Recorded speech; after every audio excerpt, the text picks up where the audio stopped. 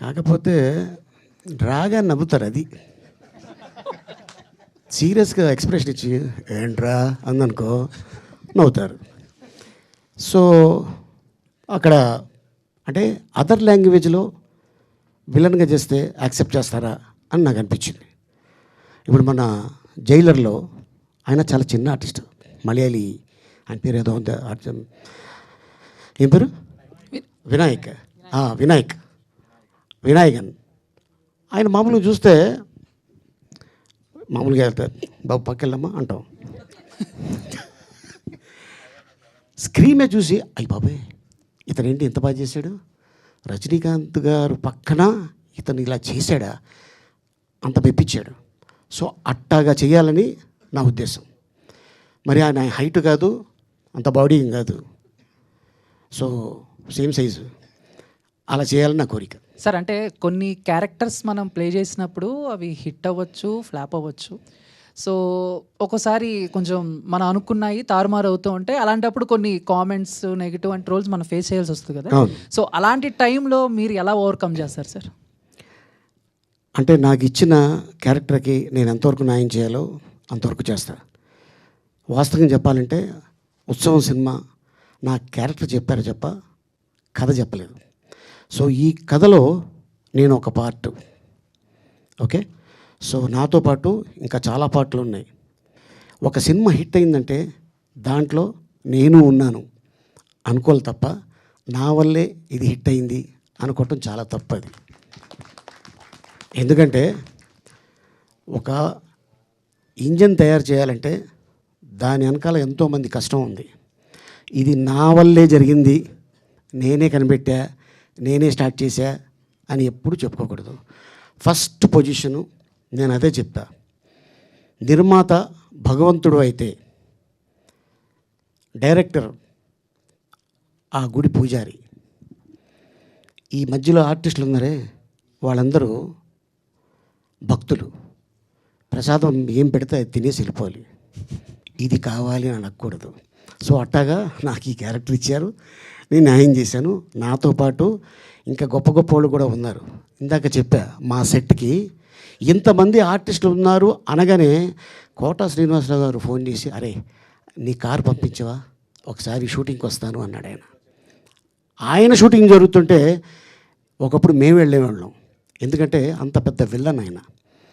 ప్రతిఘటన ఒక సినిమా, విజయశాంతి గారి తర్వాత మళ్ళీ చెప్పుకునే క్యారెక్టర్ ఎవరు అంటే కోట గారు. అలాగే ఇంకో ఎన్నో సినిమాలు, శత్రువు, ఇందాక మీరు చెప్పారు కదా బేడా బేడా అన్నావు, ఇప్పుడు నువ్వు యాడా. గణేష్ కూడా సార్, గణేష్ అది వేరు, దాంట్లో నేను మేకప్ మ్యాన్, నేను అసిస్టెంట్. ఫస్ట్ డే ఒక సీన్ చేయగానే బాబాయ్ ఇది సినిమా హిట్ అయితే బెస్ట్ విల్లన్గా ఫస్ట్ అనౌన్స్ చేసేది నీకే అన్న. ఎందుకో నాకు అనిపించింది. ఆయన ఫోన్ చేసి అరే నువ్వు ఏ నోటితో చెప్పావు కానీ బెస్ట్ విలన్ అనౌన్స్ చేశారా, నాకే ఇచ్చారు అవార్డు అన్నాడు. నిజంగా చాలా ఆనందం వేసింది. ఎందుకంటే ఆల్మోస్ట్ 45 సంవత్సరాలు వెళ్ళిపోయి 46వ సంవత్సరంలో ఉన్న ఇండస్ట్రీకి వచ్చి, సో ఇంతమంది ఆర్టిస్టులతోటి చేయటం అనేది ఒక పెద్ద టాస్క్. డైరెక్టరు ఇంతమందిని పెట్టుకోవటం అది కూడా మామూలు వాళ్ళు కాదు, లెజెండ్స్, వైట్ ఎలిఫెంట్స్. ఆ మధ్యన అన్ని సినిమా ఫినిష్ చేసాడు. సో అర్జున్ని మెచ్చుకోవాలి. ఆ ఓపెన్ ప్లేసు, చలికాలం, మాకు షర్ట్లు లేవు, గెటప్ లేసి డైలాగులు చెప్పాడు మాకు. అందరూ వణుకుతూ, ఎక్కడది తారామతి బారాత్ అది అక్కడ అర్జున ఏమంటివి అనే డైలాగ్ చెప్పాలి. ఇక్కడ చెప్పా, అక్కడ ఎలా ఉంది సార్ అర్జున ఏమంటివి అని ఇలా ఉంది, ఎందుకంటే వణుకుతున్నాం అందరం. ఇక దాంతోపాటు ఆ గెటప్లు అదేసి రాత్రి 12 అయింది, 1 గంట అయింది, 2 అయింది, తెల్లారుజామున 4 అయింది, టిఫిన్లు వచ్చినాయి, తినేసి ఇంటికి వెళ్ళి పడుకున్నాం. సో అట్లాంటి కష్టమైన ఒక కథను తీసుకొని ఇంతమందిని పెట్టుకొని చేయటం అనేది మామూలు విషయం కాదు.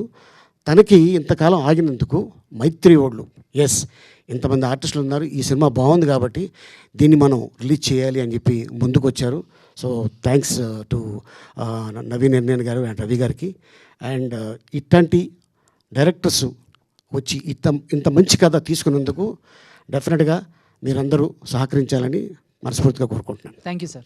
అలీ గారు ఇంకొక క్వశ్చన్ అండి. సార్ చెప్పండి. ఇప్పుడు ఈ కథలో నాటకాలు మళ్ళీ బతికించాలని చెప్పి కార్పొరేట్ వాళ్ళు రావాలని చెప్పారు కదా, అలాగే ఇప్పుడున్న మన ఆర్టిస్టులో చాలామంది నాటకాల రంగం నుంచి వచ్చారు, డైరెక్ట్గా వచ్చారు.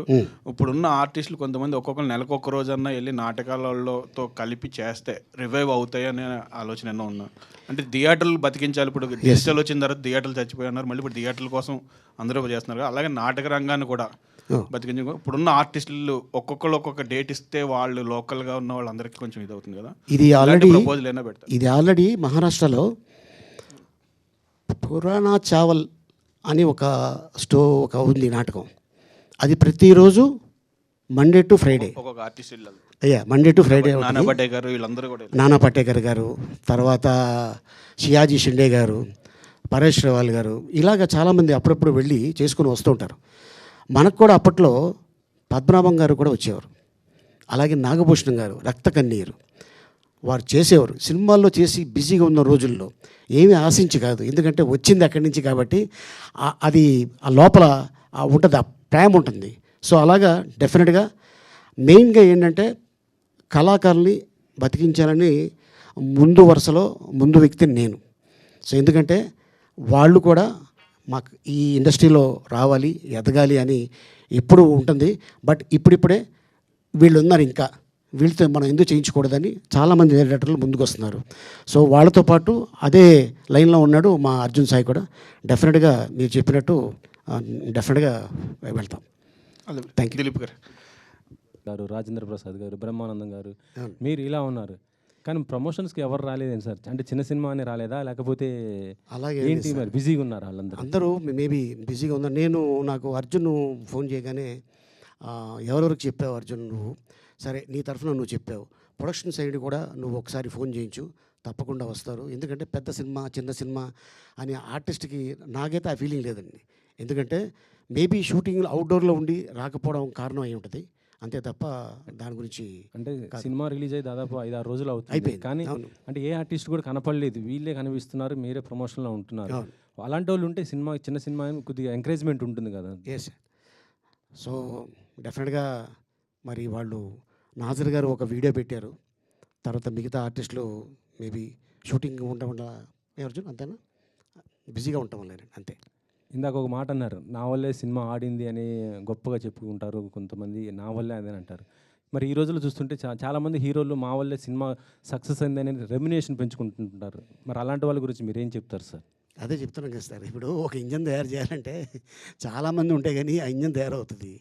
సో అలాగా ఎవరు కూడా స్టేట్మెంట్ ఇవ్వరే, అలాగా తెలుగు ఇండస్ట్రీలో ఎవరు కూడా అలా స్టేట్మెంట్ ఎవరు కూడా స్టేట్మెంట్ ఎందుకంటే చెప్తానండి, ఎందుకంటే ఇంతమంది ఆర్టిస్టులు ఉంటే, ఇంతమంది టెక్నీషియన్ ఉంటేనే 20 క్రాస్ ఉంటేనే ఒక సినిమా నడుస్తుంది, అంతే తప్ప ఏ హీరో కూడా ఎప్పుడు కూడా అలా చెప్పుకోరు. కానీ నిర్మాత దగ్గర డిమాండ్ అయితే చేస్తారు కదా, ఓటీటీ నా సినిమా నా వస్తుంది, శాటిలైట్ నా వల్లే పెరుగుతుంది, థియేటర్స్ ఎక్కువ నా వల్లే, ఓపెనింగ్ కూడా మా వల్ల వస్తాయనేసి అంటున్న పరిస్థితి ఉంది ఈ రోజులలో. అంటే ఈ క్వశ్చన్ నన్ను అడగకుండా మీరు ఆన్ అడిగితే బాగుంటుందేమో.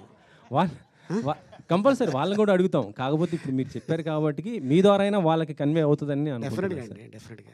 ఎందుకంటే ఒక గొప్ప వ్యక్తి అయ్యామంటే దాని వెనకాల ఎంతో కష్టం ఉంటే కానీ అవరు, అంతే.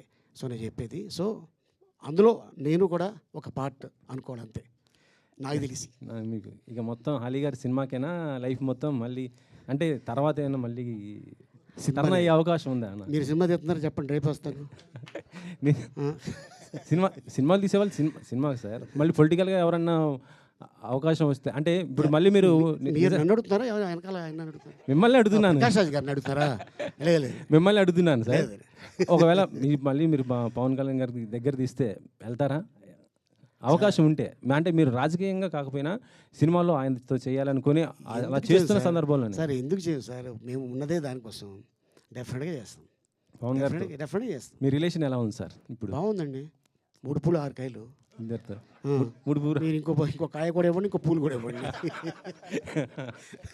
అంతేనా? Okay sir, thank you. Okay.